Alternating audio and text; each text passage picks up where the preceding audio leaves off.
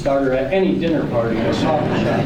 And so I can kind of commiserate with Holly on that. Again, FX has been so supportive of our pilot project and what we're trying to do, the good science for you all in the room and across the state of Florida. And I know Holly is a great person because her and I were both on the campus of Purdue University, and we both have degrees from Purdue in the college. So with that, I want to get Holly up here, and again, welcome. And here's Holly Bell.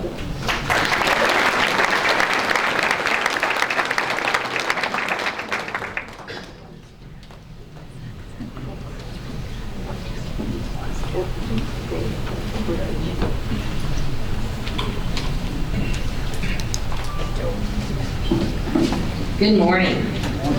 Who came to hear about hemp today? All right, so a lot of friendly, familiar faces in the crowd, which is always nice to see. And love the video from the commissioner. She is the reason I'm here. And I'm very thankful every day that she made that call to me and said, I've got an idea. Would you interview for this job? Here's what I'm thinking. Here's my vision. And so I did interview. She interviewed several people, and then I was fortunate enough to get the call to come down and do this with her. And I've been here since February. So it feels like I've been here 5 years, but it's only been since February. I think we've made some progress, and I hope we're going to make a lot more progress. But one of the things I really wanted you all to know, because several of you have heard me speak before, and I communicate with a lot of you on a regular basis, but you're fortunate today because you're going to hear something you haven't been able to hear yet and have resources that you haven't been able to have yet at speeches necessarily. That's the two people sitting here to my right. We are very, very fortunate to have Doris here from Kentucky and Paul here from North Carolina. You're looking at two people who have been pioneering this, first through the window, which is always the toughest. And I've had the privilege to be able to call their states and learn from them for Florida. So when we open the panel up today, you've got two amazing resources here. Ask a lot of questions. They've been growing about 4 years, 6 in Kentucky, 3 in North Carolina.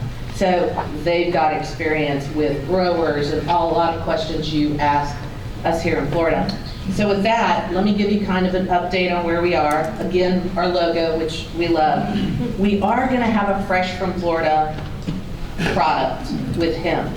Tara is out at our Fresh from Florida table today. I'd encourage you to go talk to her. She can kind of start to tell you what that program is and how it can help you if you plan to cultivate, process, or manufacture hemp. So you're probably wondering, when are they ever going to get those rules done? Have any of you thought that? What is the holdup, Holly? So we filed our final rules, as you know, for Senate Bill 1020, which became law July 1, making industrial hemp legal in the state of Florida. And it's very reflective of the Farm Bill. So in October, we came off of our final rules being posted on the 31st with no challenges, which meant we could adopt them and move forward. However, the USDA in that time frame came out with their interim rules, and there were a couple things that didn't align with ours. So the law says that we must be stricter than or equal to the USDA rules. So we've had to change a couple of our rules. Our food safety rule is finished and ready for adoption, and that's the group that will oversee processing, manufacturing, retailing, and distributing.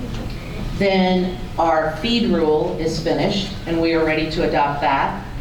The seed rule, pesticide fertilizer rule, and the cultivation rule are still getting worked on. We probably will have an answer for that tomorrow afternoon. We have our call one-on-one with the USDA tomorrow, so very excited about that, to just get some feedback, direction, clarification on what certain verbiage means in their rules. So I hope by next week we'll be able to be filing our rules and look to be still on track for implementing the program right at the end of the year, first of the year, and having cultivation in 2020. So obviously, we still have a lot of public interest. We're very thankful for that. We do maintain an interested parties email list. I have about 4,000 people on that list. It grows by about 100 every week. If you would like to be put on that list and get weekly updates on the hemp program, all you have to do is email cannabis@fdax.gov, or you can also email me at holly.bell@fdax.gov. You're probably going to get a quicker response from cannabis because I do get one person to help me in the program, and that's Kylie. She's a gubernatorial fellow with us and a third-year law student, and she does monitor that email every day at cannabis and isn't out speaking like myself. So please reach out to that email if you want to be on that list. This is a timeline of where we've been and where we're going. Like I said, I still feel good that we are on track for the end of the year, first of the year. We are testing our cultivation software now. I was on a call for an hour yesterday. It is almost finished. We will have a very automated,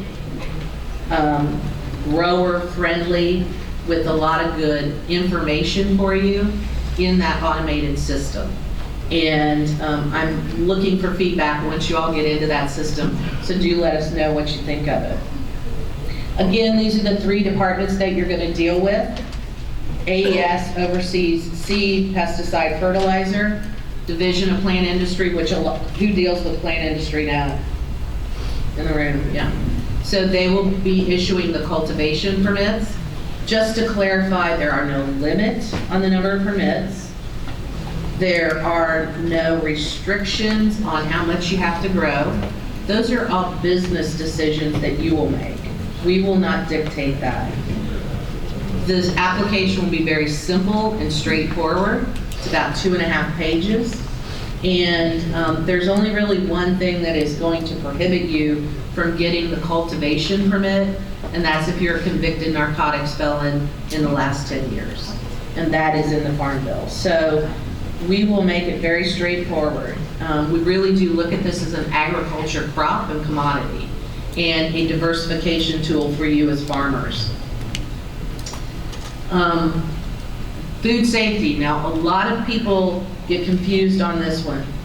Food safety and how we define a lot of hemp in our bill, Senate Bill 1020, talks about ingestion. So they will be overseeing the majority of processing, manufacturing, distributing, and retailing. And they will be opening their portals for permits very shortly here in the month of December, end of the year. So a lot of people say, well, I'm not making food. I'm just, going to squeeze the oil or this. Still falls under food safety. And actually my group that heads that up just spent a week in Kentucky visiting processing plants there. Your state and all the processors were gracious enough to host them.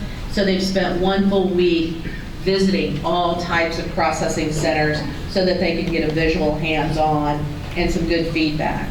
So we will have very clear guidance out there about what you need to do that.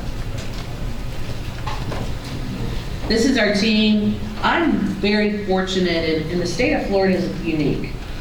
We are specialty growers here and a specialty agriculture state. And the commissioner said that, I've said that. That's why I believe we are going to be great hemp growers. So we have an amazing resource group within FDAX that has helped with this program, and they continue to do so, providing you with some great information. On our priority list for the next 2 months is education, information, and support to the people who want to get into this program. So we're working on some great things. We're going to do some education. We're partnering with the universities, like you have IFAS to do education. And then we have some associations that will be doing some education too. But that will be top on our priority list. This is your Homestead location. This is our Deputy Commissioner, Mary Barzy, and this is where Zach works out of. So very excited about that and all the other locations. Our rural workshops, we recently canceled 2 meetings on Monday and Friday tomorrow. I got a lot of questions on that. The reason we postponed those was because we got the call with the USDA. We wanted to do that, get our rules complete, then we'll come back out in the next month with 2 days where you can come talk to us about the changes in the cultivation and the seed rule. We have partnered with our sister organizations. One thing that I want you all to be very clear of, that there was a hole in the bill, Senate 1020 bill, and that is with vaping and inhalation. We do allow for hemp flower to be sold in the state of Florida. The regulating of inhalation is kind of left out there, and we will be working on that in the next upcoming session. This is one of my favorite slides, and I like to show this to let you know your tax dollars are hard at work. This is Billy. He's our MacGyver. He works in our lab at AES. So we have 2 labs at Food Safety and AES, and we got them up and going to be able to test both the actual plant and products that come off the shelf. They were able to do that in July, so they were ready to go. But we got no budget and we got no extra equipment. So Billy rigged up a couple different machines, and that's how they got the testing started and got things going. So we are going back to the legislative body to ask for a budget to get the program up and going. So hopefully that's going to work for us here in the next couple months. Again, looking ahead where we're going and the Fresh from Florida program, we will have a unique logo for that is similar to our hemp logo you saw on the very first page. And that's all I have for the updates. When we get into the panel, I'll be welcoming any questions you might have about specific timelines or things that you need to clarification on. So thank you for coming today.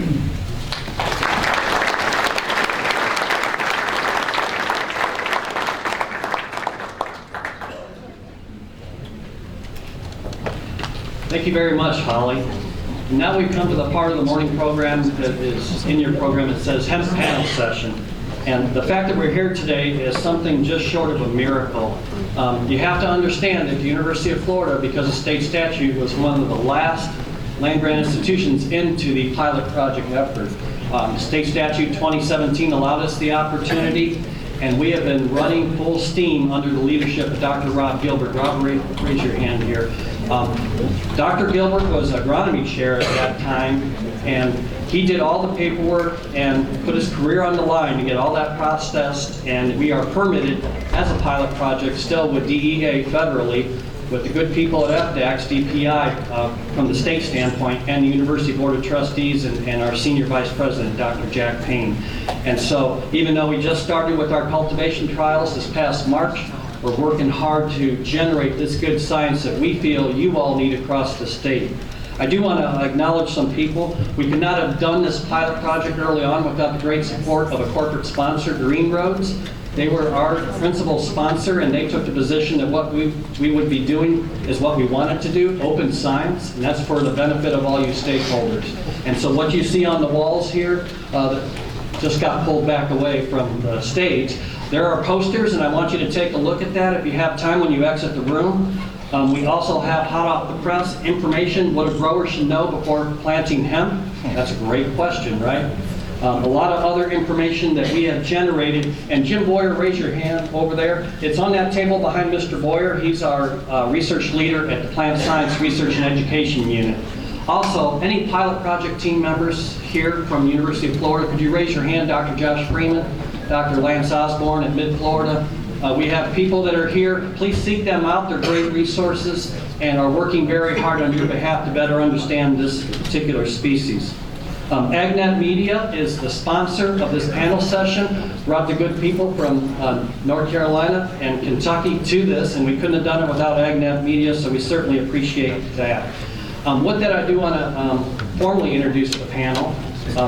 Doris Hamilton, some of you may have seen her a year ago. She's so good, we're bringing her back. She was at our original workshops and talked about the good, bad, and the ugly up in Kentucky about a year ago, and what they were seeing. And we've invited Doris to come back and visit with you all. Doris is the hemp program manager for the Kentucky State Department of Agriculture. Paul Adams.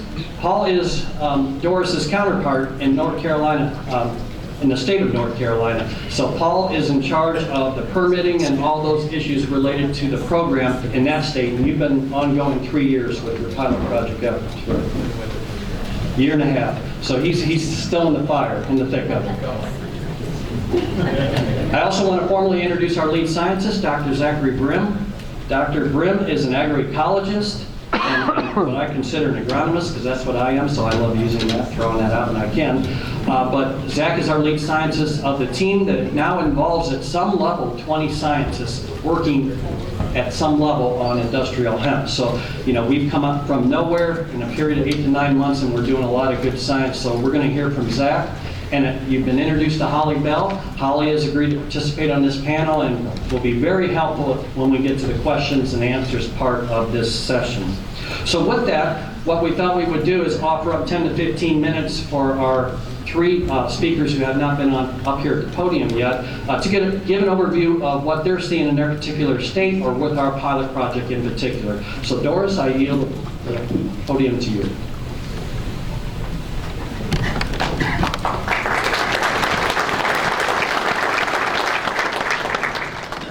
Hey everybody, while Doris is getting set up, can you raise your hand if you're next to an empty seat? Okay, so we're going to do a little shuffle. Please everybody move towards the center of your aisle, and we'll give a chance for anybody standing on the outside to get a seat as well. So what Zach is saying is that you can't withstand all this standing up. You need to sit down for this. That's right, this is serious. Thank you, Zach.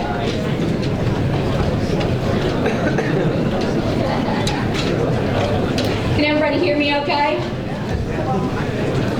All right. In the interest of time, I know you guys are going to have a lot of questions, so we want to leave time for questions in the end. Thank you very much, Terry, for that introduction. I appreciate the opportunity to be here. It is a pleasure to be back. Rob, it's a pleasure to see you again. Dr. Payne, wonderful things you said on the outset. You guys are in a tremendous place here when Dr. Payne introduced a lot of geneticists, a lot of plant breeders. So plant breeders is what this industry desperately needs. And you'll see why a little bit as I go through a few of my slides. So I probably have too many slides to try to cover in 10 minutes, but I'll try to condense it enough, as I said, so we have room for Q&A at the end, because that sounds like that's a lot of what you guys are looking for. So we have been growing hemp in Kentucky since 2014. Commissioner Ryan Quarles took the reins at the Department of Agriculture in 2016. We were 2 years in. We were still trying to figure out the ropes of this industrial hemp field. And we've made a lot of progress since then. In 2019, you can see his statement there. He's very committed to the hemp industry and very adamant that we do this right and that we give the farmers in the state of Kentucky every opportunity to succeed in this new industry, re-emerging industry for us in Kentucky. If you read the USDA reports back in the 1912, it states that the majority of the industrial hemp in the United States was grown in the central Kentucky river bottom land. So in Kentucky, it was kind of a coming home for some families. We actually have a family of hemp growers who never missed a generation of growing hemp in the state of Kentucky. The grandfather was 84 years old when he obtained a hemp license. He remembers his father growing hemp for the war effort for World War II, and he obtained a hemp license at the age of 84 so that it didn't skip a generation in his family. So those kind of stories exist in the state of Kentucky. I'm not sure, I don't think Florida has that kind of background. I think that's one of the things that has enabled us to move forward in this industry so quickly, because it was so welcomed by families that have that heritage. Most of you are aware that hemp is 3 separate crops. So everything is going to be dictated by what type of hemp you're going to grow. If it's for grain, you're going to buy different type of seeds, you're going to plant it differently, you're going to grow it differently, you're going to harvest it differently, and obviously you're going to market it to different processors. The fiber as well, completely different type of plant, very tall, very slender, twice the plant population as you would for grain. But what's everybody excited about? It's the floral material, it's those cannabinoids, it's the CBD extraction. So the country has gone wild about this plant and about the harvest of that floral material. So even we, after 5 years, continually are surprised by what happens in the industry, some of the jumps and the movements that we're seeing. This is just a picture of the acreage that's been grown in the state of Kentucky since the beginning. 2014, we only had 33 acres then. And you can see it climb pretty rapidly from 17, 18, 19. In 2018, we planted about 6,700 acres. In 2019, we planted, this chart was made a couple of months ago, but we've actually planted nearly 27,000 acres in the state of Kentucky. The green bar is the registered acres, or the licensed acres. So this year we licensed over 60,000 acres. The farmers never plant as many as they actually license because it is more expensive to license acres following that application process. So they apply for multiple fields on a farm and then determine later which one of those fields they want to plant in. It gives them flexibility. So that's the reason you see the differences in those acres. So you may see news media that report this many acres licensed. That doesn't mean that's what's planted. It's usually a little under half of what's planted. The harvested acres, again, is different than what's planted. Hemp, we have never seen 100% success rate in hemp. You don't see that in any crop, but you see, I mean, in the beginning, we were harvesting just barely over 50% of what was planted. Hemp is not an easy crop to grow.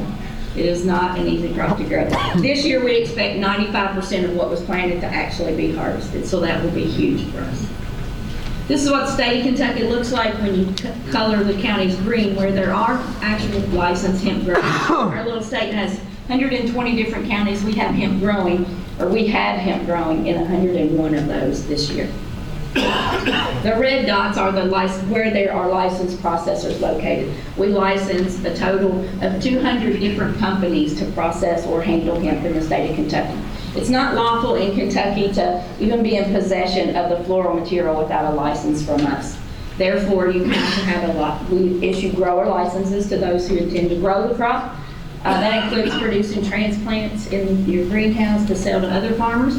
And then we issue processor licenses. Processor handler licenses are for those that are buying those harvested materials and turning those into marketable products. In the state of Kentucky, it is not legal to sell leaf and floral material to the general public. These are some numbers, and you can find those on our website. Feel free to take a picture. I'm not sure they're going to be distributing all the slides, but I won't go through all those numbers. But it is available on our website for those of you who are interested. It runs through where we started and where we've come through with just some basic stats. How many companies, how many different university projects. Here's an interesting number here. The percentage of the crop that's been dedicated to each type of hemp. And in the beginning, it was pretty well split, even. Actually, the first year we had less CBD type hemp than grain or fiber. Everybody thought when the laws in Kentucky passed in 2013 allowing for the legal production of hemp, we were all told it's grain and it's fiber. Nobody mentioned this thing of the floral material and extracted cannabinoids. It was not mentioned. Those plants were known as medical marijuana back then. Then they were like, hey, we think we have a few cultivars that are low enough in THC that we can legally call them hemp. And that's why we're here today, where we're at. So, it's been an exciting ride. Last year, 75% of the crops planted in Kentucky for hemp were harvested for the floral material, for the extract of those cannabinoids. And we thought, man, 75%. This year, we're at 92%. So 92% of the hemp that was grown, and remember we planted almost 27,000 acres, so 26,500 acres plus So more than 24,000 acres of hemp was grown just in the state of Kentucky for the harvest of the floral material and the cannabinoids. And people wonder why the price has dropped by 50% since March. We're down to about $1 to $1.50 per CBD percentage point per pound. So if you've got 7% CBD in your material, you're looking at between $7 and $10 a pound. 2 years ago, last year, everybody said, bring in $50 a pound. Did you get $50 a pound for yours? Well, not yet, but I'm going to. So the reports that we were getting even 2 years ago was about $10 a pound. Although everybody nationwide was saying that it's going for $50 a pound. I'm not sure who was paying that or who was getting paid that, but probably just in the smokable market, which don't exist everywhere, and it's going to be probably a market that saturates very quickly. In 2018, December 20th of 18, when that farm bill was signed, they issued, this is a new definition for hemp. They actually removed the word industrial from federal law. So it's just hemp now. The word industrial tended to get everybody confused because a lot of agencies and a lot of individuals made up their own definition for the word industrial and said that means only grain and only fiber. So if it's industrial. But it was never defined in law that way, so I think our lawmakers decided just to take it out to kind of remove some of the confusion. The other confusion they removed is when they issued the 18 Farm Bill, they were very specific in how this Delta-9 THC was going to be measured, and it has to be measured post-decarboxylation. I'll talk about that a little bit more because that is critical to our industry, and the biggest hurdle of information that people still have to get over, the most propaganda that's still floating around is about that, how do you measure the THC and what is THC and what's Delta-9 versus THCA, but understand that you cannot, and no one can, I can't, law enforcement can't, no one can tell the difference between hemp and marijuana by looking at it, by smelling of it, by touching it. It has to be analyzed in a laboratory to determine whether it's hemp or not hemp. This plant could be hemp today, and tomorrow it's marijuana. You can't tell by looking at someone what their cholesterol level is, can you? No. So you have to give blood, that's sent to the lab. That's how we tell the difference between hemp and marijuana. And that's the only way to tell the difference. Is the THC content, you cannot detect it any other way. This is what our data looked like in 2018. We tested about 600 samples. You'll see our program, we sampled every single plot that was planted based on the fact that they were certified varieties developed overseas that had been compliant decades and decades and had been compliant in Kentucky for 4 years. We did not send immediately to test all of those fiber varieties that came from certified seed and all those grain crops that came from certified seed. That's what this 20% is. If you're wondering, why in the world did they collect samples and not test them? Cost prohibitive and pretty much unnecessary for those grain and fiber varieties. These guys here, we had 4% of our crops last year that were above 0.4. Now, in the research pilot program phase in Kentucky, we allow for a post-harvest retest between 0.4 and 1%, as long as the harvested, we would come out and retest the harvested material, and if it passed, it would be eligible to be sold. So we did not, that doesn't necessarily mean those crops were destroyed. They had to pay for a post-harvest retest, and all of those passed. This year, completely different story. Turns out the industry hasn't taken advantage of the research pilot program phase and developed better genetics. The genetics have continued to push the limit further and further each year, and we're getting worse off instead of better off as far as the genetics from what we're seeing in Kentucky. I understand that may not be the same for every state. So understanding this is key, and I'll hit this pretty quickly. How much time do I have? Just a minute. Okay, so the legal limit for THC is 0.3. Everybody knows that, everybody understands that, we get that, right? USDA is only going to allow for a measurement of uncertainty when calculating this moving forward under an approved state plan.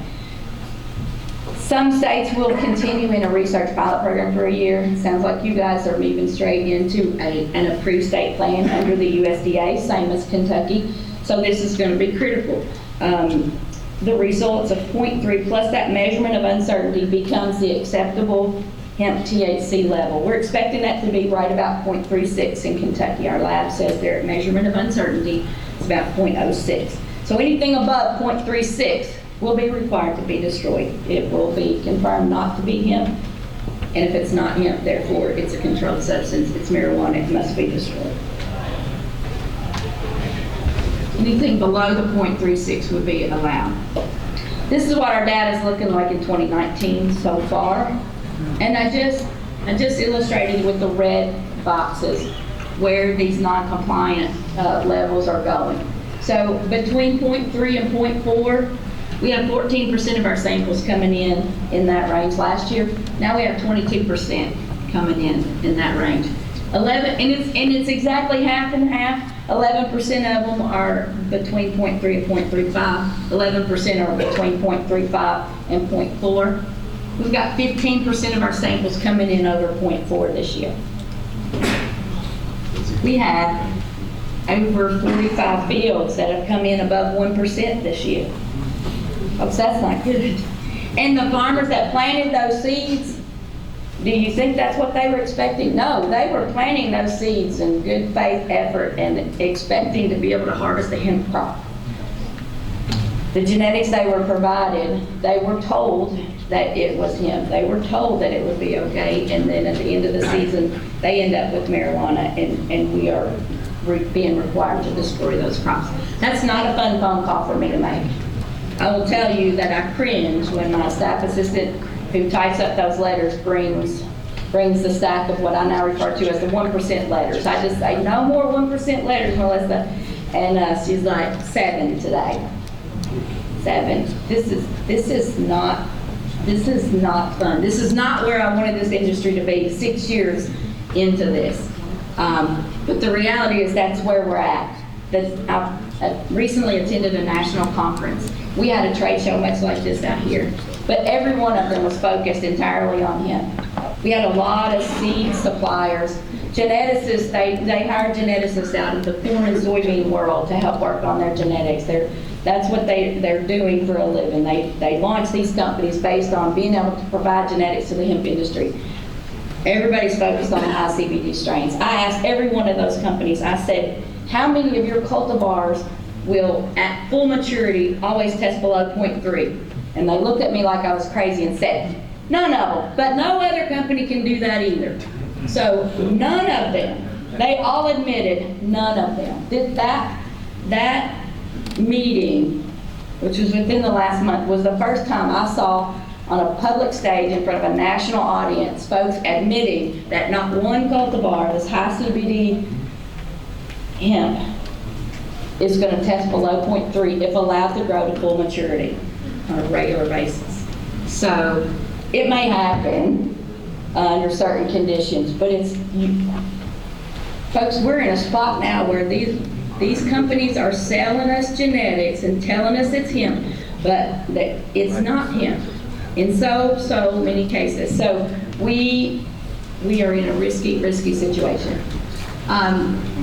In Kentucky, up to this point, we've always required, before you bring any new strain in, I need to see the COAs, the certificates of analysis on this. This is what I get most of the time. Because the company's saying, well, look here, there's no THC in there. It's below the level of quantification, no THC. What do we got? The THCA, the Delta-9 THCA is hidden down here, it's 0.6. But they're proudly advertising the CBDA. The plant only produces the acid form of those molecules, but all of those acid molecules are all going to convert to the stable form of those molecules. So what they should, if they're going to be selling it based on CBDA, they need to be honest with you about the THCA that was in that sample. Because that plant, ultimately, all this becomes CBD, all of that THCA becomes THC. So that sample was actually near 0.6% THC. But the folks reading these COAs, folks inexperienced in growing this crop, don't understand that yet, and so are being taken advantage of. These are some of the key points that we tell every group of growers that we speak before. The genetics used here is what's determining whether it's a legal crop or not a legal crop, and if it's not legal, then you've lost your profits for the year. You've lost all your investments for the year.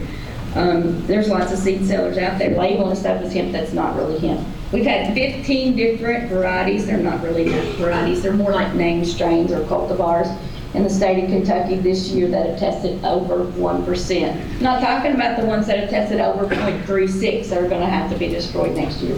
Over 1%, 15 different varieties out of, we have 169 growing so far. But we have another about 1,200 tests still at the lab, samples still at the lab that we haven't gotten back yet. So this is different. I've not released these numbers to anybody in the state of Kentucky yet because the news media will take this and post it worldwide and everybody will think that's it for the year. But it's not. We still have 1,200 more samples to come, so all of our late varieties are still in the lab. We have there's probably 60 varieties that we've not even tested yet because they were late maturing. So I did want to give you guys a picture of where we're at now. This isn't the final story. This is a new industry, new companies, new production techniques. So you on the grower side worried about how to produce this crop. First thing you got to figure out before figuring out what to plant and how to plant, who you're going to sell it to. Answer that question first. Don't plant something unless you know who's going to buy that. And then come harvest time, we had 4 companies that canceled contracts in September. Sorry, we've run out of money, we can't pay you. So big companies that have been in it multiple years. So it's a risky financial environment as well as an agronomic environment. So the price model, I mentioned early on that we've seen prices drop in half since April of this year. Now, never like to end on a bad note. So these are some positive numbers that we've seen here in the state of Kentucky. Not here in the state of Kentucky, there. I forget where I'm at. So 2017, Kentucky growers were paid $7.5 million. These are self-reported numbers from our processors. And in 2018, they state that they paid those growers $17.5 million. So those are farm gate receipts there. Gross product sales in 2018 were over $57 million. This year it will be well over $100 million. These numbers, the program expanded by 500% from 18 to 19. So we're expecting these numbers to be much different in 2019. We're collecting that data currently. By the end of December, we hope to have that put together and released. So we meet every 2 weeks with the Cabinet for Economic Development because they have interest from companies around the world moving into Kentucky to process hemp. Most of the new ones, the ones that are kind of out there looking and hunting for locations now, they're fiber-based. So we're starting to see that, and maybe our fiber and grain business will take off. But 2019 was that transition year. We're going to be transitioning into full commercial production for 2020. We're reviewing our regs just like you guys are developing yours. This is a nice picture of a guy just cultivating his hemp crop, so he's out there having a good time, and those are the things we like to see. But anybody has any questions about the hemp program in Kentucky, you can always go to that. But before I close, I want to say one thing. I had the opportunity to read this very briefly. Jerry mentioned this document. It is titled What Farmers Should Know Before Planting. An excellent resource. Please take this and read this. You've got some good resources here in Florida. I encourage you to use them. Look forward to the Q&A later on. Thank you.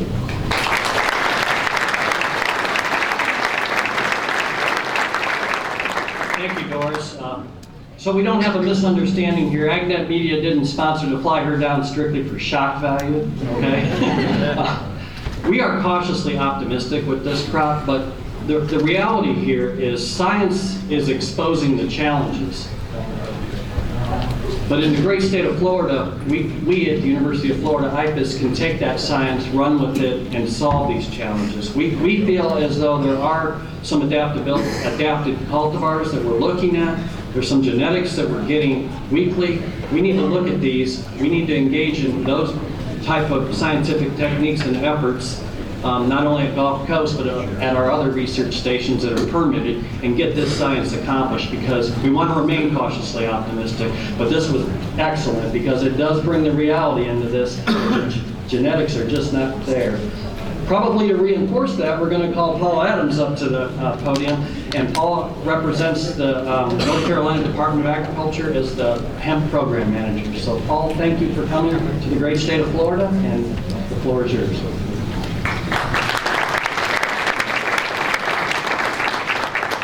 Good morning, everybody. Hope you all can hear me well. I'd like to just take a quick moment to thank Dr. Gilbert and Jerry, Ms. Bell for the kind words, and the state of Florida in general for hosting me and having me here today. Definitely glad to be here in my office for a change. Unfortunately, I'm not going to come in and tell everybody all these wonderful and hopeful things that are out there, but I'm going to reiterate a lot of the things that Doris had to say. So the risk is real, and I'll talk a little bit more about that, but I'll try not to break it down too much. All right, so let's talk about hemp in North Carolina just at a glance. So we've been actively growing since 2017. I didn't come along until about halfway through 2018. So I've been with the program for a year and a half, of it's 3 years. And when we started, much like a lot of other states, we were thinking, oh, this is going to be a green crop, this is going to be a fiber crop, and we're going to plant it. Regular farmers are going to plant this just like a row crop, and that's how it's going to work. Well, in May of 2017, our Attorney General said, well, if other pilot programs are producing hemp cultivars, well, you can import them into the state. And as soon as that happened, we did a 180-degree turn, and we immediately moved to CBD. And in our state for the last 2 years, greater than 90% of our production has been for CBD purposes, and I don't expect that to change quickly.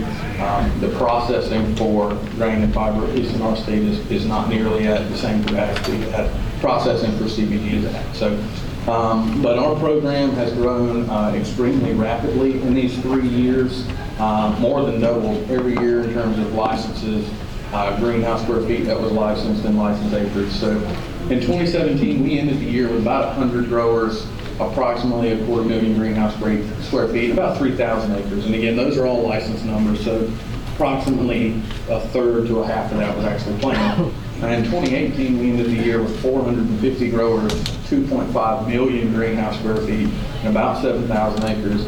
And I'll give the data for 2019 just a little bit later. But this slide it's not elegant, but it's just a good overview of what all we do in terms of how we interact with all the farmers in our state as far as what our Department of Ag does. So again, we're doing application reviews, we're making amendments to licenses when people have changes, we're doing outreach here today, compliance testing. We register processes in our state, much like Kentucky licensing processes, so that they can feel good about handling those downstream materials, whether that be distillate or full spectrum, or actually just product making outright. Our agronomists, of course, do some consulting with the farmers and soil testing, and there are other duties that we have as well. And of course, in our state, we have land grant institutions as well. North Carolina State University and North Carolina Ag and Technical State University both supply a lot of outreach and information to our farmers, and we definitely thank them for that. We have a plant disease and insect clinic that's hosted at North Carolina State University, and they do a lot of diagnosing for hemp fungal pathogens, something that we see quite a bit, and then also for insect pests that we see. And I know some of the posters I've seen have discussed that here, so again, I encourage you to look at those and get information. And then of course, you have your extension agents, so they're all interacting with farmers, helping them through applications, helping them get through the season, making recommendations on fertility and all of those things, as well as the consumer services that they offer. So I won't belabor this too much, but our program still operates underneath that 2014 Farm Bill. We still operate a research pilot program. We have yet to submit our plan. We have some legislation in our state legislature, Senate Bill 315, that was very tied into our hemp industry and to changing our rules and moving into this new era with the USDA rules. And so some of that's had to go to review, but we expect that we'll be submitting a plan or otherwise complying with those USDA regulations in the very near future. The 2018 Farm Bill, again, helped us move into this new era and gave us some justification for post-decarboxylation testing, which, much like Kentucky, we've always done it that way. So I don't expect that to change tonight. All right, so let's just talk a little bit about some of the laws that we have in place for our growers as a part of our pilot program. So obviously, you're legally bound to follow all the rules that are out there in terms of our state statute, any of our other regs, and of course, our pilot program rules.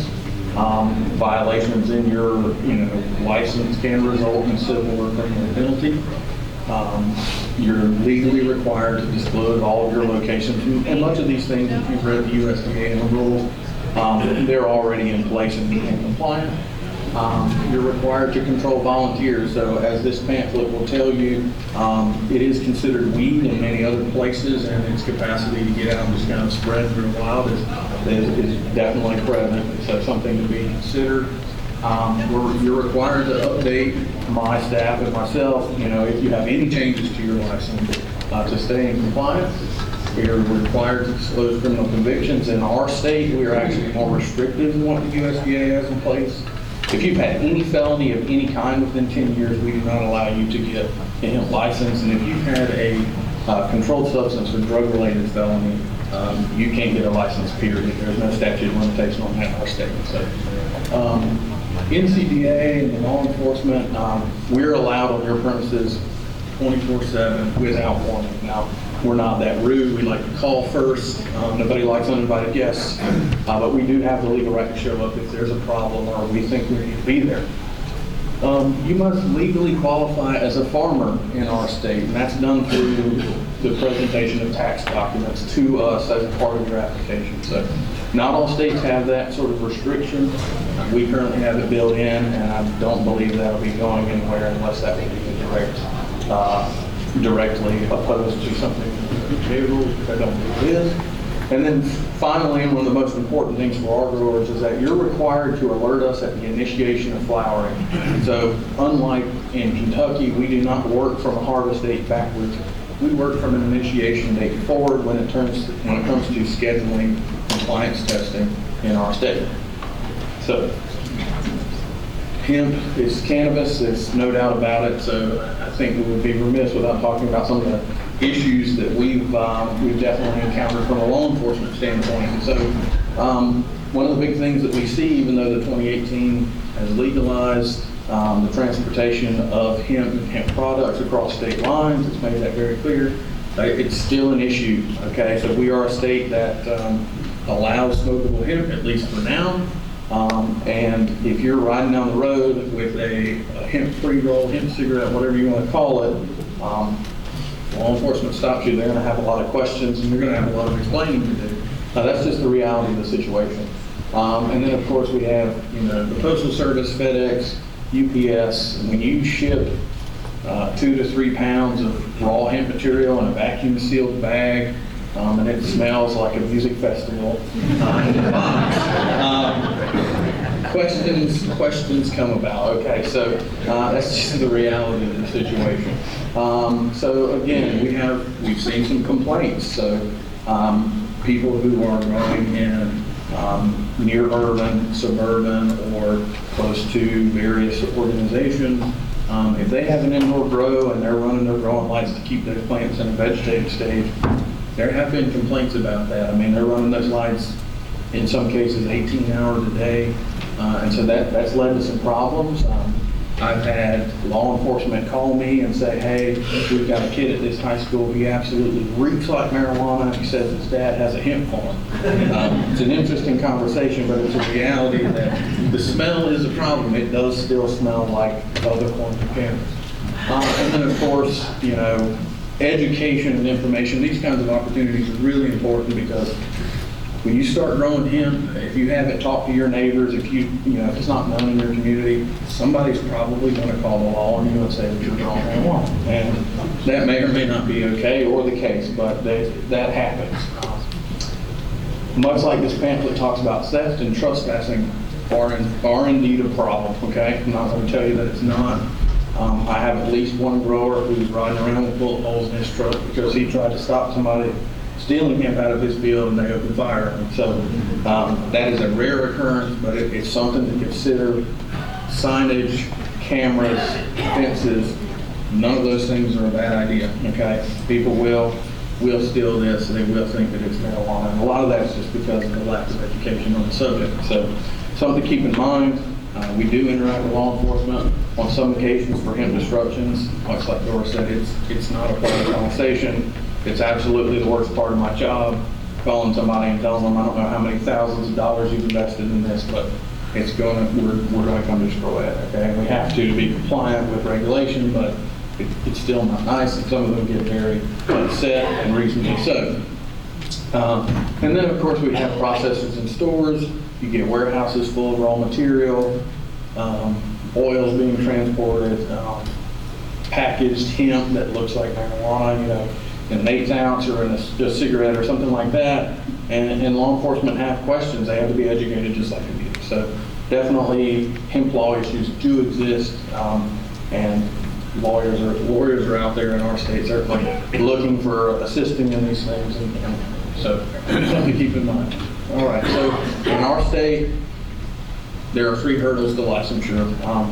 I get a lot of calls talking about how restrictive it is, but the reality of the situation is, if you don't have any felonies and you can complete our application, you can get a license. It's not really very restrictive. I don't know how it's going to be in your state per se, but it's really just, you know, keep your nose clean and stick with the application until you get it done.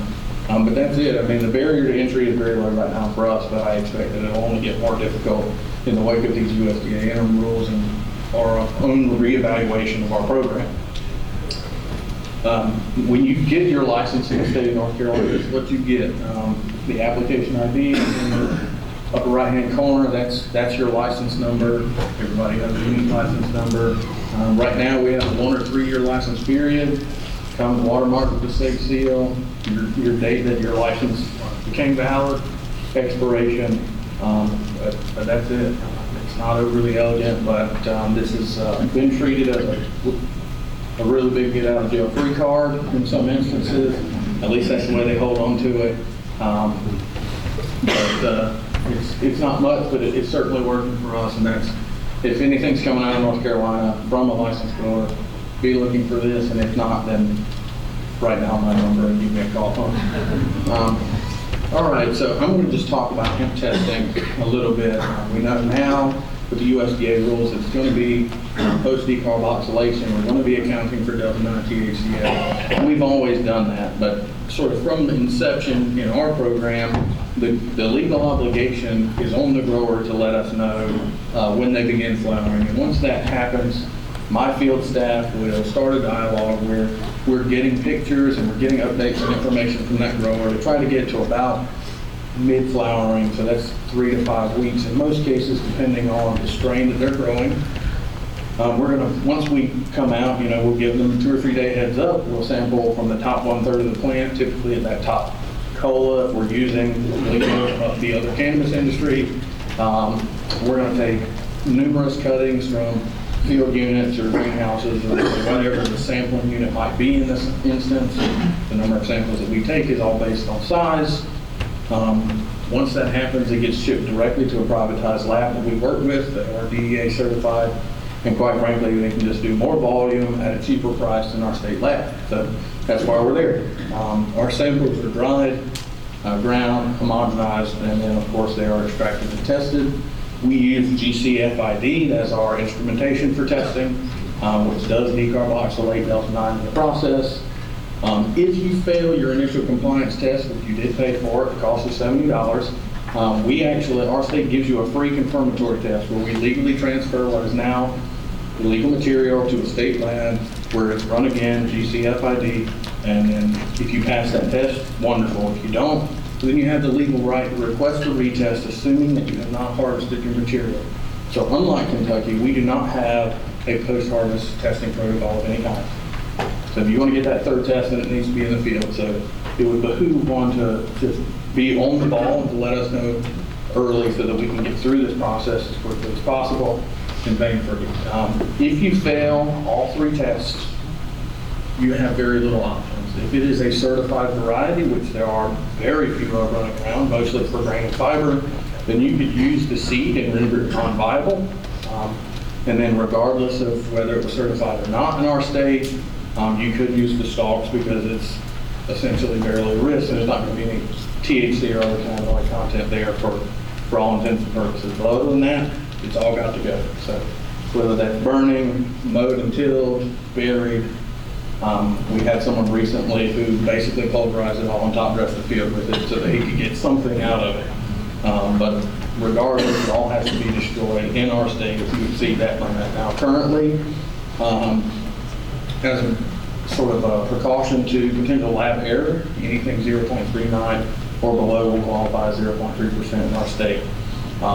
That will have to change in the wake of USDA's rules, but so there's a little bit of leeway there for farmers.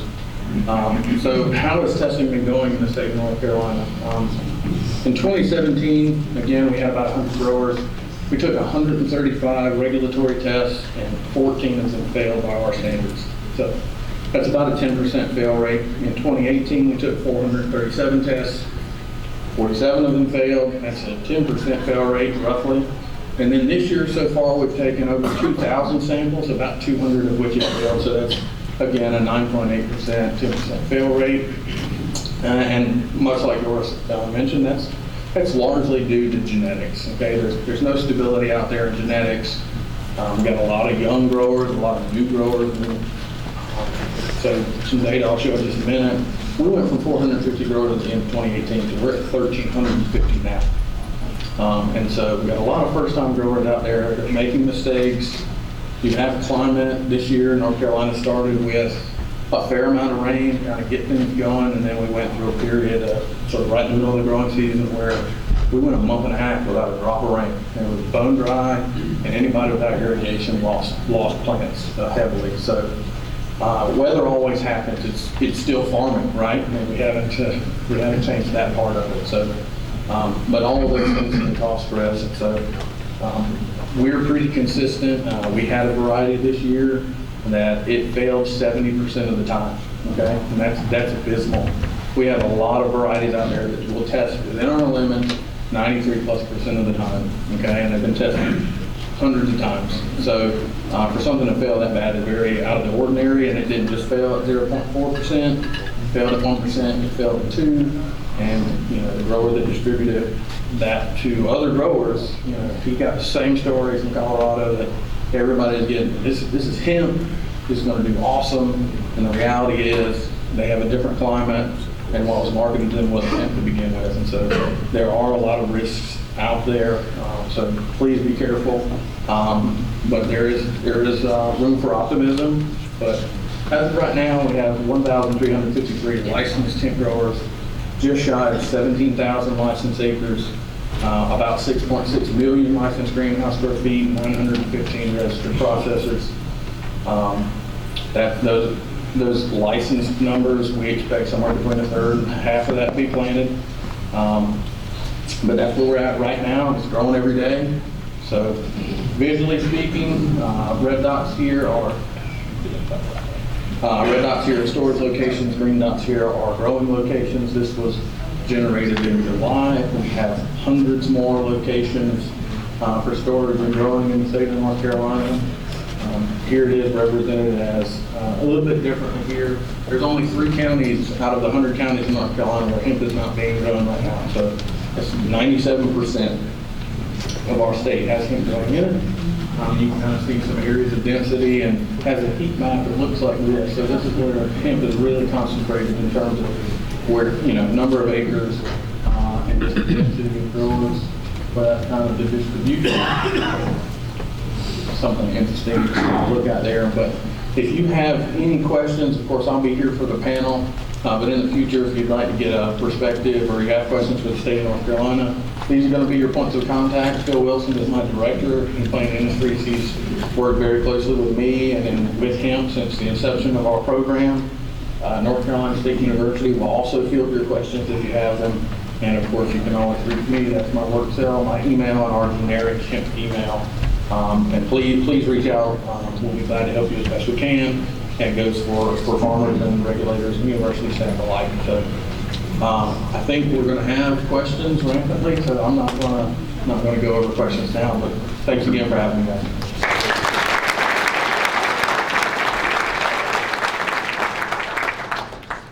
Paul. Again, a lot of great information, knowledge from the state that's been into a pilot project effort for 3 years. A good nugget of knowledge. I know on the pilot project team, we carry permits in our glove boxes of our work vehicles, our university vehicles, both federal DEA and our cultivation permits or planting permits under the pilot project. And you ought to carry that when you go to the airport too, because those dogs in the airport don't want you to pet them. They may come up to you. And I've smelled like I've been at a music event, and my wife and others say so. So it's very important that you carry those permits. So that's my nugget of knowledge if you're going to get into this space. And now I'm bringing up with great pride someone who has hit the ground running to lead our pilot project effort, Dr. Zachary Grimm. His efforts have led to the expansion of this pilot project. We now have 14 planting permits across the state, including our processing labs, including pharmacology and the Gainesville campus that's doing our CBD and THC testing. The good work here done by Dr. Johan DeSager, I don't know if he's in the room, and Dr. Natalia Perez. In fact, stick around for the 2:30 field tour. We have a hemp demonstration trial out in the field.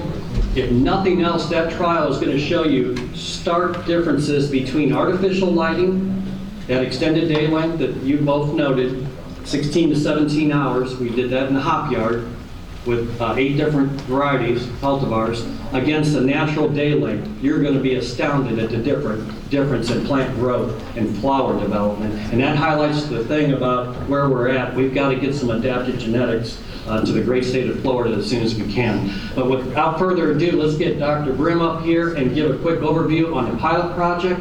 And then we're going to have questions that were submitted from the Florida Fruit and Vegetable Association. Sonia Teig helped on that effort. Thank you. She was here. I know she's probably running around shaking hands. And these questions are from growers just like you, maybe some of you, and we hope to get those taken care of. If we have time left, I'll grab the mic and run around and try to get some additional questions from the audience. So, Dr. Grimm, the floor is yours.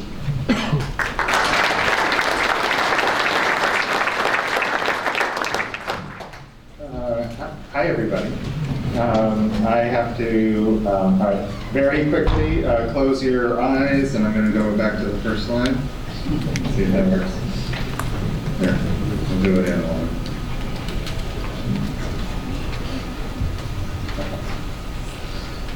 So the folks that talked ahead of me have the benefit of experience and insights into participating in the industry, and I would just like to take the extra moment to reinforce what they had to say to you. And there's enthusiasm across the country, certainly something that I've felt here in Florida for moving forward with hemp.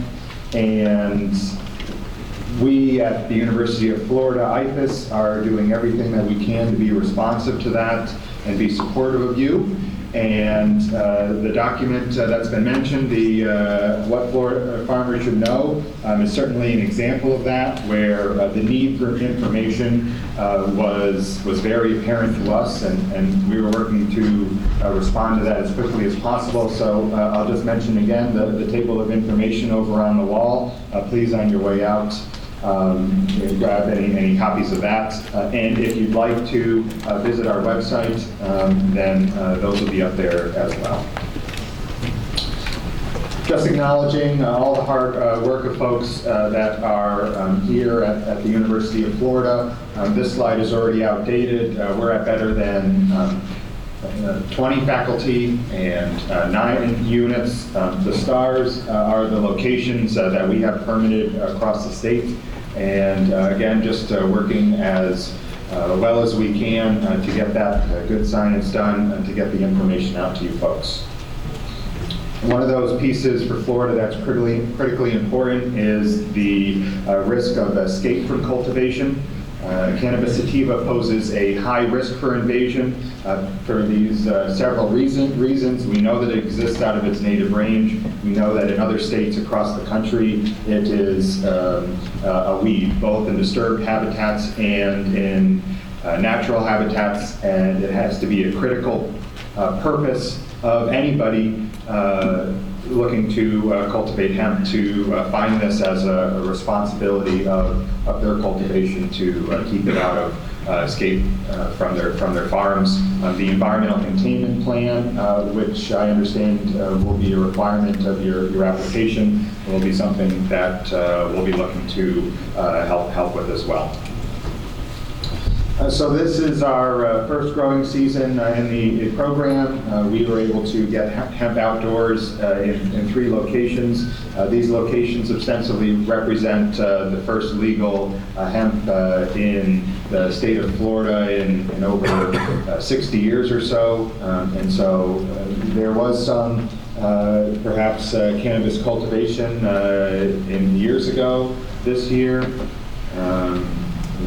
throughout the time in Florida, we know that hemp will grow. We know that cannabis will grow in Florida, but doing these sorts of experiments with an eye to commercial cultivation, permitted and legal, is sort of a critical part of what we're here to do. And so I just want to show you a couple of pictures very quickly of what we did in our trial, and we saw some healthy and happy hemp plants here in Florida. This is a 2-month grow in Homestead, and I just want to, this slide very nicely puts into perspective the light requirements for hemp. So on the top of the picture is a Southern Chinese variety that matches our latitude, and on the bottom is a Northern variety from Europe, and the variety that matched our latitude held on to its vegetative growth through the summer, while the European variety from the north, where most of these hemp genetics are coming from, basically decided that in the longest days of the year, it was still fall time and the right time to put on flowers.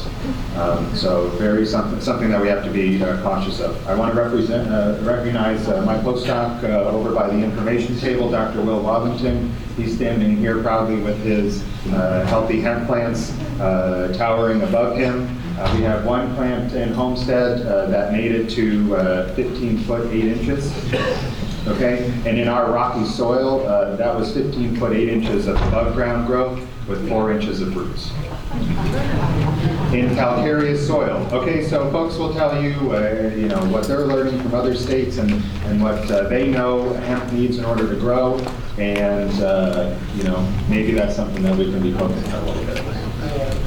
So can the early flowering and grain production be an advantage for Florida? We did see some varieties here that performed well above the expectation. And so it's not all bad news, not all challenges out of our program, and we're going to be looking to focus on those opportunities where we learned something good in this pilot project to move forward with different designs for cropping systems.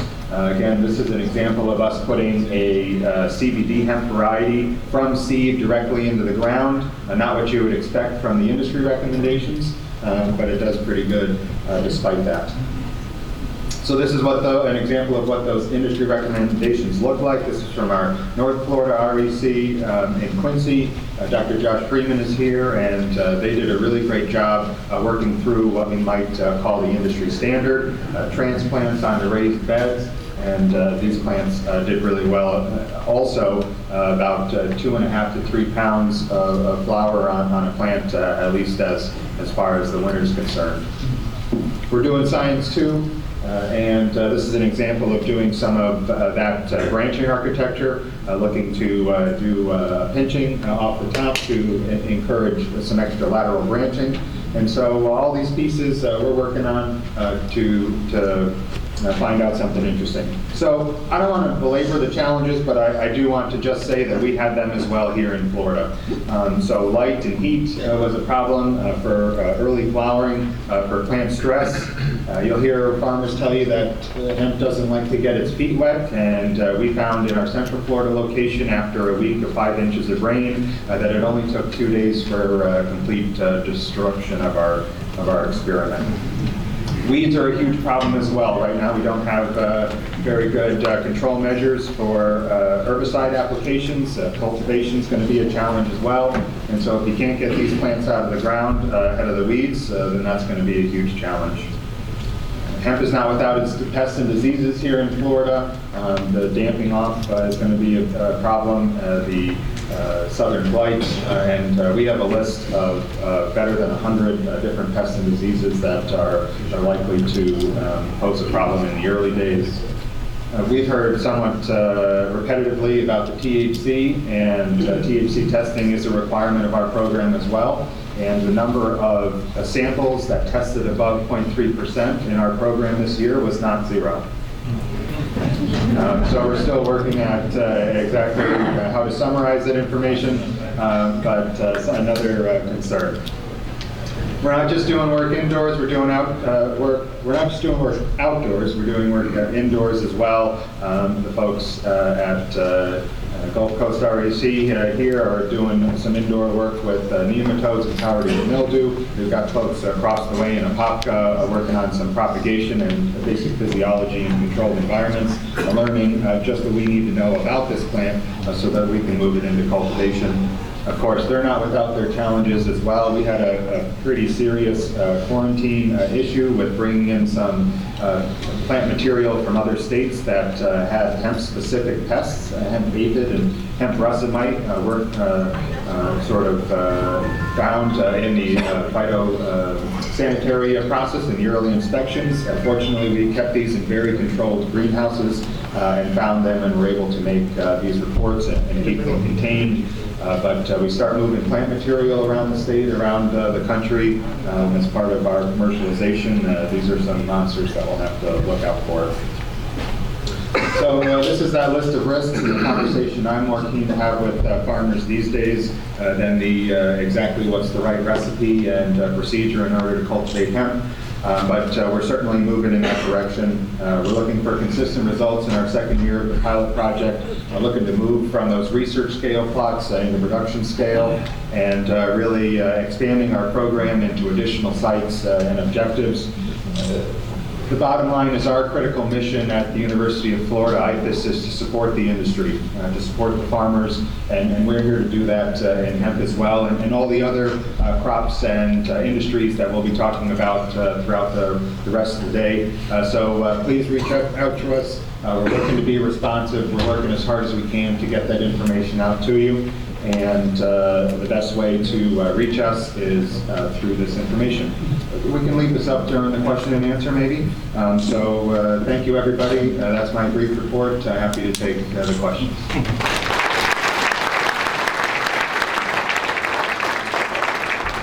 Thank you, Dr. Grimm. That was a great quick overview of all the good science we're trying to do on your behalf, and we're continuing the good work as we speak. I do want to acknowledge Christine Kelly-Bagazzo. Could you stand up, Christine? She was a co-author on this first publication that we just got off the press and got it to Gulf Coast. It's the first hard copies we've had. We wanted to get it here today, and we appreciate her leadership on the extension side of IFAS under the leadership of Dean Place. We're working very closely to get our agents across the state the information they need to work with you all, and so we appreciate that. We did get questions submitted by growers, some of those growers even in Hillsborough County as part of the FFBA, and we appreciate it. And I do want to get our cannabis director at the end of the table engaged in this, Holly Bell. So the first question is, will any approved or certified seed requirement be changed? If not, what are going to be the sources for approved or certified seed in the state of Florida once cultivation permits are available? So this is my favorite question. I didn't understand how much I would be talking about this when it first came out. So here's where we are. The Bill 1020 defines something very specific that has somewhat tied FDAC's hands, and that was they put in that a cultivator must use certified seed from a certifying agency, and they tied it to an existing rule with AES for seed. And that existing rule defines what a certifying agency is, and it is at an AOSCA standard. So I think we all have talked about this, or if you haven't, a lot of people have done their own research, and you've heard from Doris and Paul, and somewhat from Zach, that because we haven't been growing this plant for quite some time, the genetics and the actual process for certifying a hemp seed, which AOSCA has, really doesn't exist. And our certifying body, which is at Auburn, is very uncomfortable with certified hemp seed. So we have gone back to the legislative body and asked them to undo that so that we as a state agency can define what can come into the state or not. And when I talked to Doris about this and some others, they had this language in their bills initially, didn't you? Some of you? You didn't? Okay. Some of them did, and they've taken it out. So that's what we're trying to do in Florida. There is one other workaround that we are diligently working on because we have great university partners doing some good research. There's some language in there that says a certifying agency or a pilot program partnership. So we are engaged in talking and looking at, is there a way for the universities to help create some seed that could be brought in, or clones or propagation genetic material under their programs. That is also why we have pushed back the hearing or the meetings that we did. We hope to have that kind of resolved in the next week. So we understand that there's a limited amount of certified seed. We understand that that could be an issue. We are diligently working on it. We hope to have a solution in the next couple of weeks. Thank you, Holly. Another important question, one that other states are struggling with, is the coffee shop talk. The germination rates seem to be very low with hemp. Dr. Smart with the Cornell Hemp Pilot Project recently said in a presentation that on the grain and fiber side, he saw germination rates of around 50% in upstate New York. Hemp panel session, why are germination rates so low, especially for grain and fiber type hemp strains and cultivars?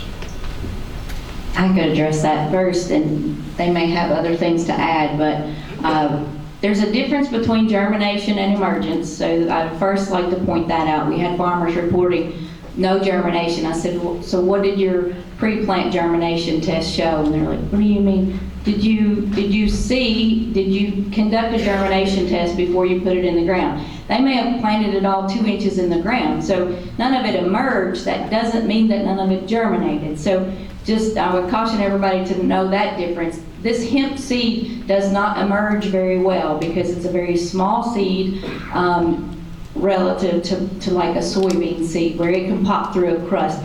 If you direct seed hemp and it crusts over, it's not going to emerge. That doesn't mean it's not germinating, but it does have, overall it does typically have a lower germination rate than your seed and your corn and soybeans. But we have seen germination rates as, up in the mid-90s, and that's when they do a really good job of cleaning those seeds and getting those immature seeds out.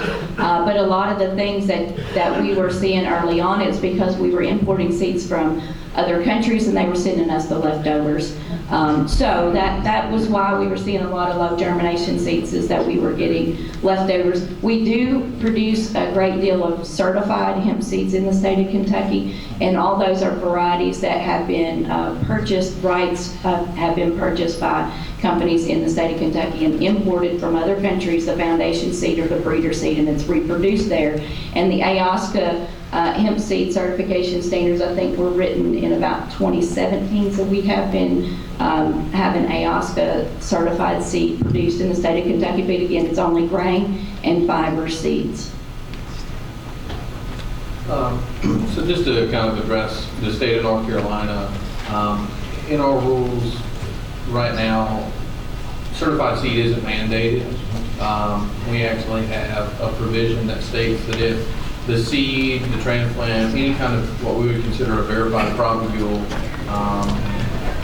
as long as it was produced under a hemp license legally in a state, and they can provide a certificate of analysis that meets the legal definitions, then our growers can import that seed. But when it comes to certified seed, our certification standards are, again, the AOSCA standards. And from what we've seen from germination testing in our own state labs, certainly we've seen some low germination rates. We've also seen some in the same realm as what Doris has described. But again, I think she really hit it on the head. The seed itself is being poorly cleaned right now. I don't really know of any quote-unquote seed cleaners that are really handling hemp, because I think they find it to be a liability right now. And so, yeah, you're getting a lot of quote-unquote dirty seed with immature or dead seed. And I think because it's an oily seed, it's just a little bit harder to keep around, I think. So that's been North Carolina's experience so far. Yeah, so just storage issues, just to add to the other things, storage issues, and also the cocktail of bacteria and fungus that we have in our soils in Florida are going to be an issue, even post-emergence. Seeing some damping off in those early seedlings is going to be a challenge. Now that said, emergence doesn't have to be a problem if we're working through this in a nursery setting. If we're looking to transplant from a nursery out to the field, which is certainly the direction that the industry is going with the essential oil hemp, and that's probably one of the responses due to the issues with emergence. Great, appreciate those comments. Let's move back over towards a question possibly Holly Bell to take on. On the post-harvest processing side, in the state of Florida, are there or will there be processors in place to accept this material once cultivation permits are out? So what is in the state that could be processing, what could be up and running once cultivation permits are issued here in the state? So good question, and Doris addressed this. I currently have about 6 processors that have reached out to me and are in the process of building out their facility, and they are scattered all out throughout the state. My hope is by 2020, I can double that number. Some of them are rather large, and I've also had about 3 serious inquiries for large fiber and processors here in the central part of Florida. Would anyone else want to comment? Do you see industry locating in your state on a regular basis? Paul and Doris? We do. I mean, we license 200 companies currently in the state of Kentucky. Last year we had 72 processor handlers, and this year we have 200. Not all 200 of those are actually going to buy harvested material from the farmer. Some of those are seed cleaners, some of them are laboratories, but probably 100 of those are processing plants that are buying material. Some of them, most of them contract directly with the growers. Some of them have growers producing as many as 5,000 or 6,000 acres just for that one processor. So we do have a lot, and as I think I may have mentioned, that most of the companies that are looking to locate in Kentucky now are looking at fiber and grain, because I think they're starting to see the CBD market being saturated in the state of Kentucky currently. As I mentioned in my presentation, North Carolina has what is by any measure an absurd amount of processors. We have 900 and plus and counting. But that's largely due to the fact that we don't have a very specified definition. We're not splitting out handlers and cleaners.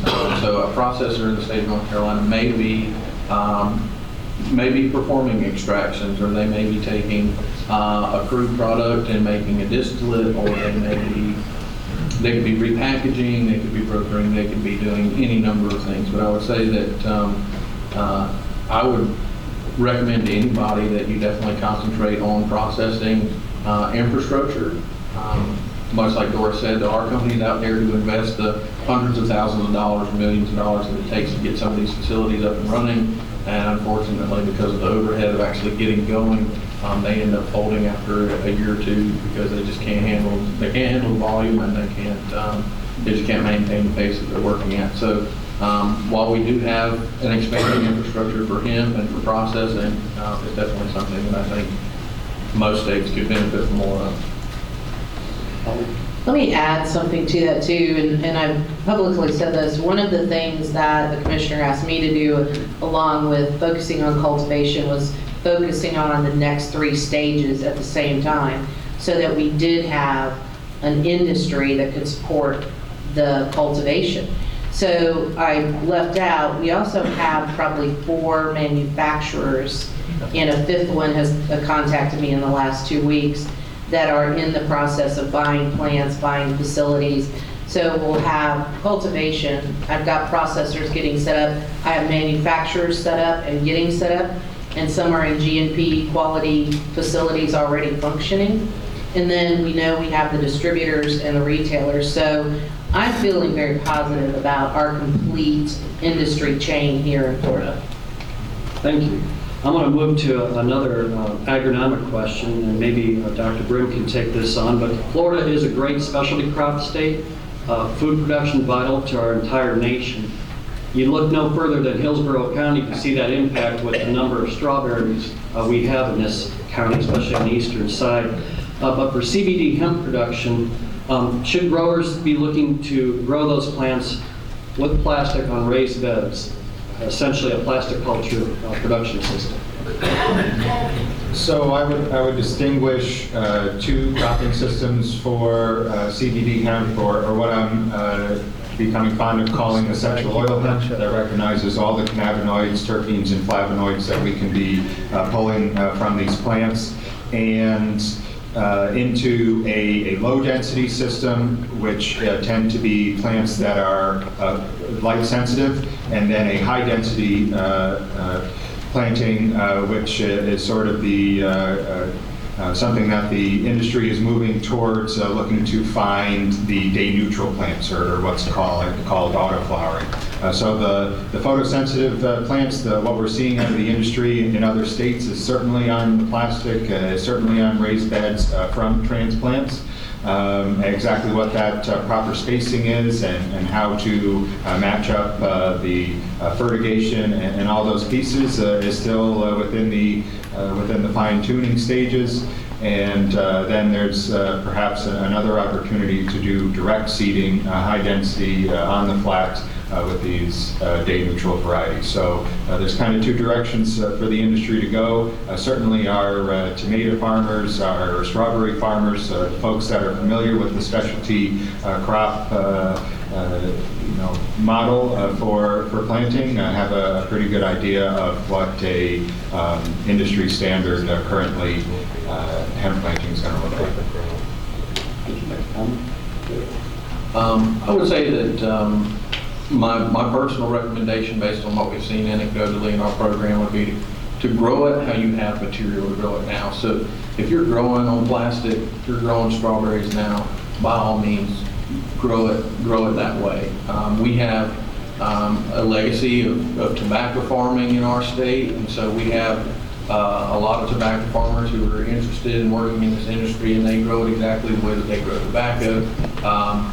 They cultivate the same, they're using the same types of grow setups, they're using their tobacco transplanters, they're actually generating transplants in their greenhouses, and they're ultimately drying and curing that material in bulk barns. So we've seen both work. I will say that last year was a record-breaking year in North Carolina for rain. We had over 111 inches in some areas, and some severe flooding, and I have seen firsthand what saturated soil will do to industrial hemp. And I had growers that were ripping their plastic up as hard as they could go, just to try to get air and some additional drainage and evaporation off of those plants to try to salvage them. So grow it how you know, because that's going to minimize your overhead, but it can certainly work either way. I agree with Paul. You're just starting out, grow it how you know. In Kentucky, we're also a tobacco state. The tobacco farmers who were convinced by their processor or their buyer who was bringing in the genetics to put it into plastic raised beds, they did that 1 year and they said, never again, because they knew how to adjust those plant spacings to make that canopy. They plant it, they create transplants in their greenhouse, they plant it into the field when it's about 6 inches tall. They cultivate it until it canopies, and then they have no weed pressure. I mentioned we're up to like a 95% success rate on the crops, and that's getting ahead of those weeds is the big thing. Folks with the plastic culture, then they're mowing in between. And so there's challenges both ways, and there's not enough science yet to say which is going to win out. Over the 6 years we've seen plastic culture come and go. It's probably 50-50 this year with how much is grown in plastic culture and that without. But it definitely looks to be a transplant model at this point if you're going for essential oils, primarily because the genetics provided are either in a clonal form, or if it's a seed, it's a feminized seed, which is costing about $1 a seed. So you don't want to just throw those in the ground and take your chances.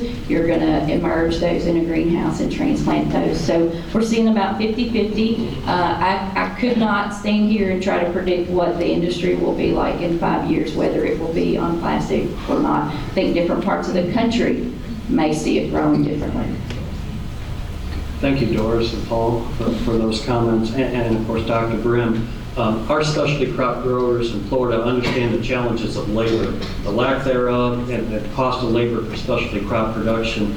Everything we read from other states, CBD hemp production is a labor-intensive effort. The question that the growers have submitted to us is, how much of this is done by hand? Is there mechanization emerging, whether it's in a shed somewhere in Kentucky, somebody that knows how to weld, or is there really short-line companies that are bringing that type of technology to the growers in your states? I'll start with you, Doris. We're seeing a tremendous uptick on the mechanization of this crop in the state of Kentucky. Again, we've done this for 6 years, so we saw some folks buying cotton harvesting equipment and tinkering with that. This year, thousands of acres in Kentucky are being harvested with a silage chopper. And you'd think, wow, so that their intention is to go to essential oil production. They're going to put all that stalk. No, they harvest the entire plant, chop the whole plant. Then once it gets dried, then they send it through. It's basically combines. I've seen several different ones, but they're all doing this kind of on their own. But they're sending it through the combine body, and they're separating out the stalk and the stem from the leaf and the floral material after drying, and then only extracting that. So that's what we're seeing this year. Thousands of acres being harvested, mechanically baled, wrapped, so that it doesn't degrade, doesn't mold. It's kind of in a temporary ensiled state before it goes to the dryer and then gets separated back out for the extraction process. That's all of the larger companies have moved to that this year. And we weren't really expecting that ourselves. So when all the inspectors were coming back saying they got silage choppers sitting next to their field, they're going to chop this. And so we were wondering ourselves, how are they going to manage that to keep it from mold and to keep it from overheating before it gets to the dryer? Are they going to put all that through their extraction system? And so that's what we're seeing. That's the new thing we're seeing. And that's probably about a third of our production. We still see a lot of the high labor intensive cut it by hand, hang it in the barn, and strip it by hand. Certainly in our state, there's still a lot of hand labor. Okay, H2A labor, a lot of just machete or like lopper type activity. Now, as far as labor intensity after that, we have plenty of people who are hanging the whole plant in bulk barns. We also have people who are trimming it out into smaller pieces and hanging it that way, which is even more labor for all the cutting that you have to do there. But we also have people who are actually essentially mulching the plant in its entirety green and doing a green extraction. So we're seeing that as well. But I have seen some farm equipment being developed for mechanized harvest. Essentially, it comes along and severs the plant at the base and runs it up a conveyor into a bin. And then, of course, you have to decide what you're going to do with it from there. But at least for the purposes of pulling it out of the field, that is being mechanized and is becoming available. And I think that's going to help immensely.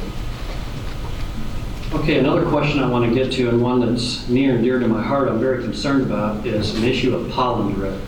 In the state of Florida, medical marijuana grow operations are permitted by the Department of Health, and there's 17 permits, my understanding, in a number of grow houses. All of it's indoor, whether it's hoop structure or permitted greenhouse grow. Those are female plants on the medical marijuana side. CBD production at the field level or in greenhouses, controlled growth will be female plants. What are the potential drift issues from grain and fiber production? What have you seen in both North Carolina and Kentucky when Farmer Joe is growing for grain and fiber, but just down the road, Farmer Sally has 30 acres of high value CBD production at $3 to $5 per plant in that field. Can you give us some thoughts there? Start with me again. Give him the hard one next time. No, that is an issue that is very concerning to I think every regulator in all parts of the industry. We don't want to come onto the farm and tell that farmer that wants to grow the fiber and the grain that, hey, you can't because Sally was here first with her CBD crop. So what we are doing currently in Kentucky is that we are making available the names and county of every grower so that if you have a concern, you know there's several people, you've heard there's several people growing hemp in your county, you can go to those fellow farmers and say, what type of hemp are you growing? I've got concerns about pollen drift. And so they're working it out amongst themselves. I have seen folks pay their neighbor to the difference of what he would have made if he let his fiber crop grow to full maturity so that he would cut it early before it flowered to mitigate that risk of the cross-pollination. We've seen folks agree to pay the site modification fee for the other so that they would move their grain field to a further destination on another rented property that they had. So far, no court cases in the state of Kentucky over this. The growers have been working it out amongst themselves, but so far, only 4% of our, only 8% total is going to have pollen shed of what we have in the state of Kentucky out of the 27,000 acres. 92% is female plants only for the essential oil production. So this is it's an issue that we're going to have to continue to battle, and I don't think the perfect answer has been developed yet, but we're not seeing ordinances like some of the western states. There's ordinances in certain counties that prohibit the production of hemp that has pollen shed to protect their marijuana operations and their CBD growers. But we don't see that in the state of Kentucky. We don't predict that we will see that in the state of Kentucky. Dr. Grimm, why don't you comment on what limited science we're seeing, if any, that shows the potential distance of drift? What do we know, or more importantly, what don't we know? Sure.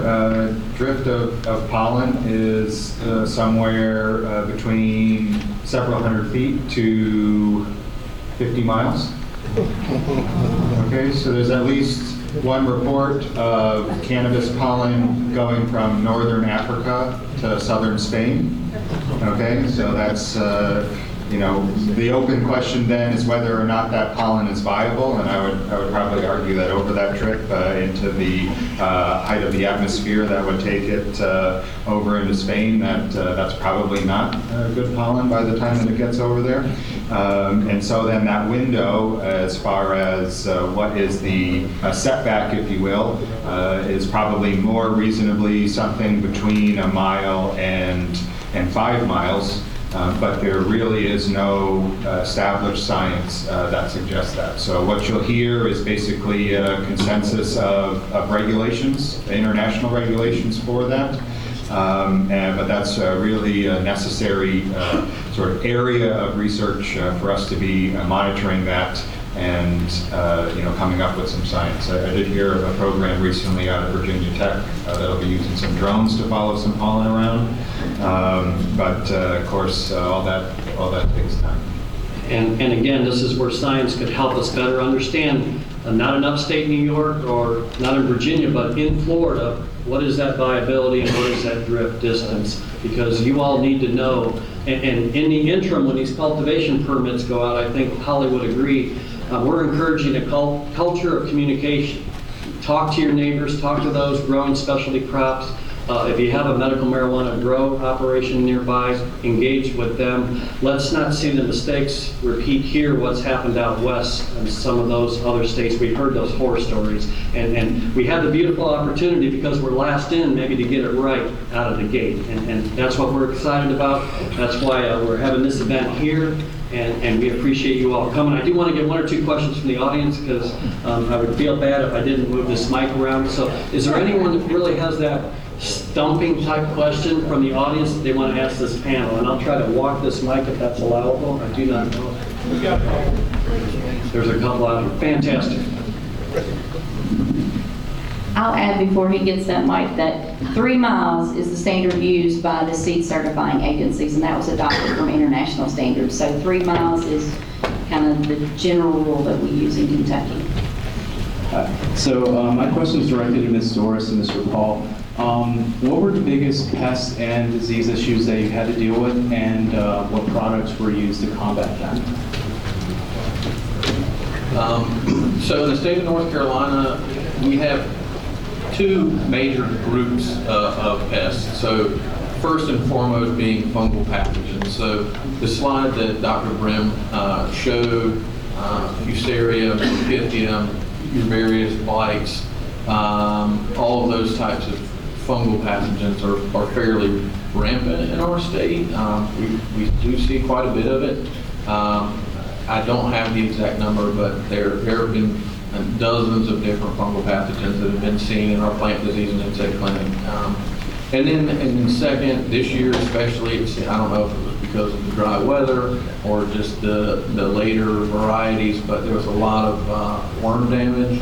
So, I mean, corn earworm will absolutely get a hold of your hemp and eat the pieces and others as well. So those are probably the 2 biggest groups of pests that we're seeing. There are others, but unfortunately there are very few products that are available to be sprayed on industrial hemp at this time. The EPA has a 25B list of exempted materials that are safe for foods. That there are some products on, pretty much all natural botanical oils, is my understanding, and the products that are formulated from them, I don't know what kind of efficacy people are seeing there. So little to no help as far as, and then weed pressure, if I had to choose a third, and that's, you're just going to have to figure out how to cultivate that. So leaving space in between your plastic beds and mowing, or constant cultivation until canopy closure, those are going to be your best bets there. I think Paul did an excellent job of answering that question. That's also what we're seeing in Kentucky: caterpillars, fungus, weed, and minimal chemical aids to combat those, but just biologicals at this point. So the take-home message is hemp is no different than any other agricultural commodity that we produce, not only in the state of Florida, but across the tobacco belt or the northern corn belt. Some of the same challenges we're seeing in our pilot project, we've seen in northern pilot projects: weed pressure, mites, other insect pressure. And so that's a challenge. And do know that we're taking a look at this, especially at our mid-Florida location in Gulf Coast here today, trying to get a better handle on what we're seeing in Florida conditions. We do have time for just one more question, so I'll let whoever has the microphone make that determination. I think the gentleman actually is holding the mic. Why don't you just... Question that I've asked a couple times. I asked the FDAX lawyers last week. Reading some of the USDA proposed rules, there's a paragraph in there about the above the 0.3 and about a line or 2 below that sentence. Below that says if it's over 3.0 or 0.3, it's considered a Schedule 1 drug. Another sentence or 2 below that, it's talking about only certain people are allowed to handle Schedule 1 drugs, law enforcement, etc. Are they saying that if we have a test that comes back at 4 or 5, we're going to have to hire somebody to destroy our crop, or are we going to destroy it? I didn't understand when it had started talking about Schedule 1 drugs and started talking about only certain people certified to handle Schedule 1 drugs, and FDAX lawyers couldn't answer it for me, so I'm just wondering if anybody has any clarification on it. That's a great question, and you're referring to the final interim rules that were released in late October. I think that caught all of us a little off guard, that growers now would be faced with a Schedule 1 commodity in the field. Whoever, Holly can take that. I will answer that. That is one of the reasons we're on the call with USDA tomorrow, to see what their exact interpretation of that rule is. What you find when a rule is written, sometimes we may not get it out exactly the way we intended, so you asked for clarification, and that's what we'll be asking for tomorrow. I think it's a concern, I've been on calls with other states, it's a concern, we're all trying to work through what that exactly means. Is that fair? I think what we're anticipating is that the DEA will allow the departments of agriculture to be reverse distributors, and so that the personnel in the regulatory capacity in each state would have the ability to come out and witness or oversee that. Yes. We don't expect to have to pay someone with an incinerator $10 a pound to dispose of this. We expect it to be on-farm destruction, simply supervised by one of those individuals. And I don't expect that it's going to be DEA agents or law enforcement officers. They simply don't have the time for that. I think it will be the regulatory agency that will be given that authority and capacity. And do keep in mind that FDACS has over 350 sworn-in ag law officers, and they qualify to be a witness for that disposal. Great question. Unfortunately, we're out of time, but I do think all 4 of our panel members will be here for at least the next hour or 2. I do want to make some announcements. From 11 to 12:30 is the lunch, and the vendors are going to be in their area. Please visit these fine sponsors. We're going to start back in the auditorium at 12:30 talking about our traditional crops, soil fumigation workshop. And if you have not seen hemp growing in the field, hops growing in the field, please go on an afternoon tour. And the great researchers here will be talking about those field trials. Thank you very much, and have a great afternoon.